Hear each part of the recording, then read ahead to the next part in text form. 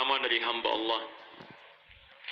Saya jarang sholat kalau bekerja, tapi saya sering berzikir. Pertanyaan saya, apakah zikir saya dapat pahala atau tidak? Jadi maksudnya dia zikir tapi tidak sholat. Baik, bagaimana statusnya? Kiai Haji Muhammad Hashim bin Asy'ari, Hadratus Syekh, pernah menulis 19 kitab. Kitab keduanya disebut dengan Risalah Ahlus Sunnah wal Jamaah. Anda buka di halaman ke-11, paragraf yang ketiga, baris 1 sampai 3, paling kiri sebelah bawah. Ini aliran semacam ini, itu sudah ada di Jawa tahun 1333 Hijrah. Dikenal dengan Abahiyun. Judulnya diberi bab Faslun fi Zuhuril Bid'ah fi Ardi Jawa wal Mubtadi'ina fiha wa Intishariha. Pasal tentang datangnya aliran-aliran yang menyimpang di tanah Jawa, penyebarannya dan tokoh-tokohnya. Di antaranya dikenal dengan Abahiyun. Siapa Abahiyun itu? Yaitu orang-orang yang berzikir dalam dirinya, kemudian dia menyimpulkan wasafa qalbuhu, hatinya telah merasa bersih, merasa tenang, wala yantabiqu alaihi al-amru wan nahyu, dan tidak berlaku lagi bagi dia larangan dan perintah. Karena itu orang ini dia sudah merasa nggak usah sholat, karena sholat itu bagian dari zikir. Yang penting saya sudah bisa zikir, saya sudah sholat. Sehingga dia mengatakan kalau orang masih sholat itu masih latihan. Karena orang kalau sudah sholat sudah dekat dengan Allah. Fayantabiqu alaihi al-iman wa ikhtara al-iman ala al-kufri. Dia memilih beriman, dia merasa beriman, dia tidak kafir, yang penting dia zikir, dia tidak sholat. Kata Syekh Hashim, ini termasuk kepercayaan yang menyimpang, aliran yang menyimpang, dan dikenal kemudian dengan aliran kebatinan. Kebatinan itu zikirnya cuma akhlak saja, yang penting akhlak baik, zikir dalam diri, tidak usah sholat. Maka yang seperti ini dianggap bertentangan dengan aliran-aliran, atau dianggap bertentangan dengan nilai-nilai dalam Al-Quran dan Sunnah Rasulullah SAW. Karena di antara makna zikir itu sholat. Jadi kalau anda tidak sholat berarti anda meninggalkan zikir. Ya, Nabi sholat, sahabat sholat, tabi'in sholat, ulama sholat. Bahkan semua Nabi sholat. Nabi Musa sholat, Quran surah ke-20 ayat ke-14. Nabi Isa sholat, Quran surah ke-19 ayat 31 sampai 33. Nabi Ismail sholat, meminta keluarganya untuk sholat. Wa kana ya'muru ahlahu bis sholat, Quran surah 19 ayat ke-55. Nabi Ibrahim sholat, mendoakan keturunannya supaya sholat. Quran surah ke-14 ayat 39, 37 sampai 39. Semua sholat. Nabi, Rasul salat, sahabat salat, tabi'in salat, ulama salat. Antum bukan Nabi, bukan Rasul, bukan tabi'in, bukan sahabat, bukan ulama. Antum tidak salat. Ada sesuatu yang harus kita perbaiki dalam diri kita. Disingkatnya, tidak dibenarkan salat hanya berzikir saja dalam diri kita, tapi harus diwujudkan dalam bentuk gerakan-gerakan ibadah salat. Ya. Boleh berzikir, subhanallah, alhamdulillah, Allahu akbar. Kapan waktunya? Selesai salat. Boleh. Apa dalilnya? Quran surah keempat ayat 103. Paling kanan di pertengahan. Fa idza qadaytumus salata fadhkurullaha. Maka jika anda telah tuntas mengerjakan salat, silakan berzikir kepada Allah. Subhanallah, qiyaman wa qu'udan wa ala junubikum.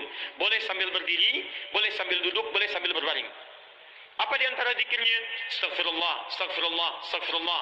Allahumma antas salam wa minkas salam tabarakta ya dzal jalali wal ikram. Hadis Muslim hadis 593. Ya, la ilaha illallah wa la syarika lah, lahul mulku wal hamdu wa ala kulli syai'in qadir. Hadis Muslim hadis 595. Jadi, saya pertanyaan untuk yang pertama ini tidak diperkenankan, saya ulang, tidak diperkenankan meninggalkan salat dan mengganti dengan zikir-zikir dengan kalimat thayyibah saja. Bagaimana Ustadz kalau solusinya? Masalahnya saya sulit menemukan waktu salat. Ada beberapa pertanyaan. Pekerjaannya tidak memberikan toleransi untuk menunaikan salat, atau waktu-waktu yang diberikan tidak sesuai dengan waktu-waktu salat. Bagaimana solusinya? Yang pertama, lihat kaidahnya. Awas, lihat baik-baik. Anda pahami dulu teori rizki dalam Al-Quran. Setelah itu baru Anda cari ikhtiar untuk mendapatinya. 1. Quran surah ke-51 ayat ke-22, paling kanan di pertengahan. Wa fis samai rizqukum wa ma tu'adun. Rizki Anda telah dijamin di langit dan dijanjikan akan diberikan. Saya ulang. Wa fis samai, di langit, rizqukum, rizki kalian telah dituliskan.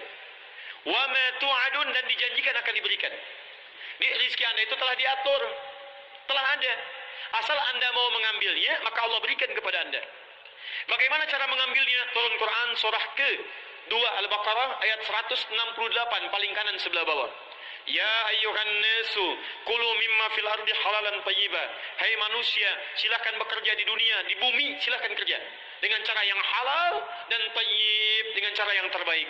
Bagi orang beriman, Quran surah kedua ayat 172, paling kiri di pertengahan. Ya ayyuhalladzina amanu kulu min thayyibati ma razaqnakum.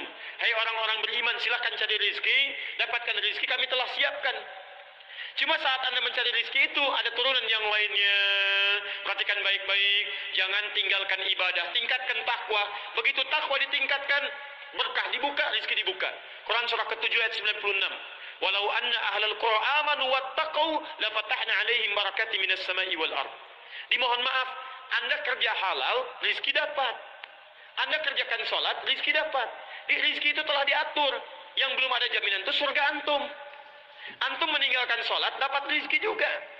Tapi kalau antum tidak sholat, akhirat antum bermasalah. Rumusnya bagaimana? Rumusnya adalah, jangan takut antum tidak mendapatkan pekerjaan, karena takut kehilangan rezeki, tidak. Rezeki itu telah diatur, asal antum mau kerja, dapat antum bagian dari rezeki. Karena itu saran saya, sambil antum mendapatkan pekerjaan yang baik, jalani pekerjaan sekarang, cari pekerjaan-pekerjaan yang tidak menyulitkan anda untuk mendapatkan sholat. Yuk cari dari sekarang. Kalau sekarang antum bekerja sulit sholat, antum sambil mencari, kemudian cari kemudahan-kemudahan menunaikan sholat. Misal, ada waktu sholat yang dalam kesulitan bisa dijamak, bahkan qasar.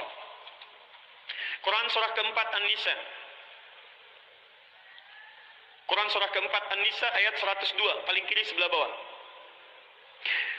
Quran surah keempat An-Nisa ayat 102, paling kiri sebelah bawah. Baca dari 101 sampai 102-nya ke kiri. Wa idza darabtum fil ardi falaysa 'alaikum junahun an taqsuru minas shalah. Kalau Anda sedang berpetualang di bumi, Anda punya kesulitan, khawatir terhadap sesuatu, maka tidak ada dosa bagi Anda untuk mengqasar salat. Bahkan kalau perlu Anda jamak misalnya. Jamak itu punya dua kondisi. Kondisi pertama dalam safar. Anda bepergian, ada kondisi yang bisa menjadikan Anda menggabungkan waktu sholat yang boleh dijamak. Gabungkan, jamak itu gabung. Yang boleh digabung 4 waktu sholat. 1 zuhur, 2 asar, 3 maghrib, 4 isya. Zuhur gabungkan dengan asar, maghrib gabungkan dengan isya. Subuh tidak. Karena itu subuh diletakkan jauh dari zuhur, jauh dari isya. Supaya tidak ada kesempatan bagi kita untuk menjamaknya. Zuhur dengan asar, maghrib dengan isya. Kondisi pertama dalam perjalanan. Perjalanan seperti apa? Ya, yang jaraknya melebihi 80 km ada masyaqqahnya. Ada masafah, ada masyaqqah. Masafah itu jarak, masyaqqah itu kesulitan. Maaf, misal Anda dari Busan ke sini ada kesulitan, macet luar biasa. Diprediksi habis waktu asyar, boleh Anda jamak. Bahkan qasar. Yang kedua, ini yang jarang orang ketahui. Ada kondisi boleh dijamak dalam kondisi tidak ada perjalanan, tapi karena kondisi sulit mengerjakan sholat pada saat itu. Misal, maaf, Nabi pernah menjamak sholat tanpa adanya perjalanan. Apa yang terjadi pada saat itu? Ada kondisi angin yang sangat kencang. Ada badai hujan turun. Karena dikhawatirkan dari masjid tidak bisa ke masjid lagi, maka ahli masjid menjamak waktu sholat zuhur dengan asarnya, maghrib dengan isyanya. Ditarik ke kondisi kekinian, misal ada orang dokter, profesinya sedang tindakan misalnya. Diprediksi tindakan dokter itu operasi dari mulai zuhur sampai ke menjelang maghrib, asarnya bisa lewat. Anda nggak bisa tiba-tiba sedang operasi, jantung dibuka, ada asar berkumandang. Allahu Akbar, Allahu Akbar. Maaf ya, saya mau sholat dulu. Masya Allah. Anda tinggalkan, meninggal pasien ini. Maka Anda boleh tunaikan di waktu zuhur, jamak dengan asarnya. Selesai operasi, kerjakan sholat maghribnya. Anda kerja sekarang, pekerjaan Anda tinggal di satu daerah, sholatnya sulit, kalau ketahuan misalnya bisa bahaya bagi Anda. Maka bagaimana caranya? Anda bisa ambil pertama, satu, Anda cari peluang dulu mencari pekerjaan lain yang memudahkan Anda untuk menunaikan sholat. Sambil mencari itu, kerjakan sholat sesuai dengan kemudahannya. Misal, Anda punya waktu 5 menit untuk mengerjakan sholat. Anda permisi dari situ, cari ruangan, kerjakan sholat, jamaah dengan asarnya. Atau Anda dapatkan asarnya, zuhurnya sudah, dapatkan asarnya. Anda kerjakan masuk di waktu asar, jamaah dengan zuhurnya. Demikian maghribnya, demikian isyanya. Kalau memang pekerjaan Anda sama sekali tidak bisa menunaikan sholat di sana, maka saran saya, hijrah Anda, cari pekerjaan lain yang membuatkan Anda mudah menunaikan sholat. Demi Allah saya katakan, rizki Anda sudah diatur. Asal Anda mau gerak, rizki datang. Tapi surga Anda belum dijamin. Itu masalahnya. Jadi sambil mencari pekerjaan, Anda bisa kerjakan untuk menunaikan salat jamaahnya. Kalau sudah dapatkan pekerjaan yang baik, Anda dapati itu, dan semoga Allah memudahkan keadaan Anda insyaAllah. Waalaikumsalam.